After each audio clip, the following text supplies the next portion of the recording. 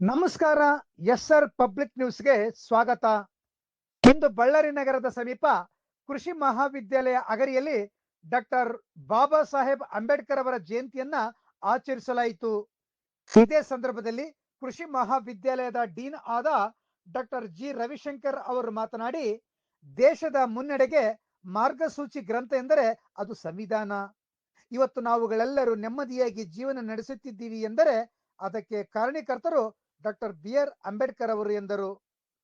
ತಮ್ಮ ಜೀವನದುದ್ದಕ್ಕೂ ಹೋರಾಟ ಮಾಡಿ ಸಮಾನತೆ, ಸ್ವಾತಂತ್ರ್ಯ, ಸಹೋದರತೆ ಮತ್ತು ಕಾನೂನಿನ ಮಹತ್ವ ಸಾರಿದ ಮಹಾನ್ ನಾಯಕ ಡಾಕ್ಟರ್ ಬಿ ಆರ್ ಅಂಬೇಡ್ಕರ್ ಅವರು. ಅವರ ಜಯಂತಿಯನ್ನ ಇಂದು ವಿಶ್ವದಾದ್ಯಂತ ಅತ್ಯಂತ ಸಂಭ್ರಮ, ಸಡಗರ ಮತ್ತು ವಿಜೃಂಭಣೆಯಿಂದ ಆಚರಿಸಲಾಗುತ್ತದೆ ಎಂದು ನುಡಿದರು.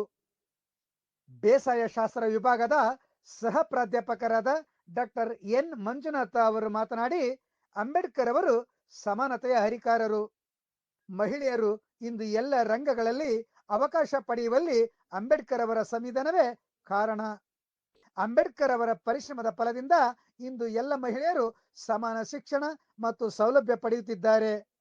ವಿದ್ಯೆ ವ್ಯಕ್ತಿಯ ಗೌರವವನ್ನ ಹೆಚ್ಚಿಸುತ್ತದೆ ಎಂಬುದನ್ನ ಅಂಬೇಡ್ಕರ್ ಅವರು ಸಾರಿ ಸಾರಿ ಹೇಳಿದ್ದಾರೆ ಎಂದು ಈ ಸಂದರ್ಭದಲ್ಲಿ ನುಡಿದರು. ಕೃಷಿ ವಿಸ್ತರಣೆಯಲ್ಲಿ ಸಹಾಯಕ ಪ್ರಾಧ್ಯಾಪಕರಾದ ಡಾಕ್ಟರ್ ನಾಗೇಶ್ ಅವರು ಮಾತನಾಡಿ, ಬಾಬಾ ಸಾಹೇಬ್ ಅಂಬೇಡ್ಕರ್ ಅವರು ಒಂದು ಜಾತಿಗೆ ಸೀಮಿತವಲ್ಲ.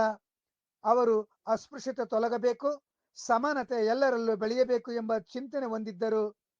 ಅಂಬೇಡ್ಕರ್ ಅವರು ಬಹಿಷ್ಕೃತ ಭಾರತ, ಜನತಾ, ಸಮತ, ಪ್ರಬುದ್ಧ ಭಾರತ ಮುಂತಾದ ಪತ್ರಿಕೆಗಳ ಮೂಲಕ ಜನರಲ್ಲಿ ವೈಚಾರಿಕ ಪ್ರಜ್ಞೆಯನ್ನ ಮೂಡಿಸಿದೆ ಎಂದು ಈ ಸಂದರ್ಭದಲ್ಲಿ ನುಡಿದರು.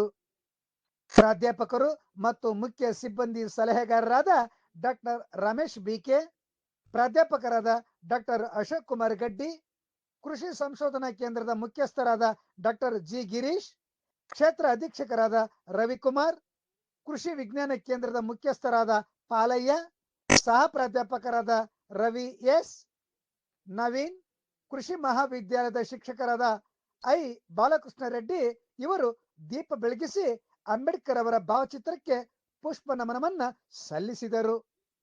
ಇದೇ ಸಂದರ್ಭದಲ್ಲಿ ಶಿಕ್ಷಕೇತರ ಸಿಬ್ಬಂದಿಗಳಾದ Manjunatha B, Nataraj K, Keshava Nayak, Kishore, D Anand, Shankarnag, Omkari, Rajanna, Siddappa, Yariswamy, Shivashankar, Kattegowda ಹಾಗೂ ಮಹಾವಿದ್ಯಾಲಯದ ವಿದ್ಯಾರ್ಥಿ ಹಾಗೂ ವಿದ್ಯಾರ್ಥಿನಿಯರು ಈ ಸಮಾರಂಭದಲ್ಲಿ ಭಾಗವಹಿಸಿದ್ದರು.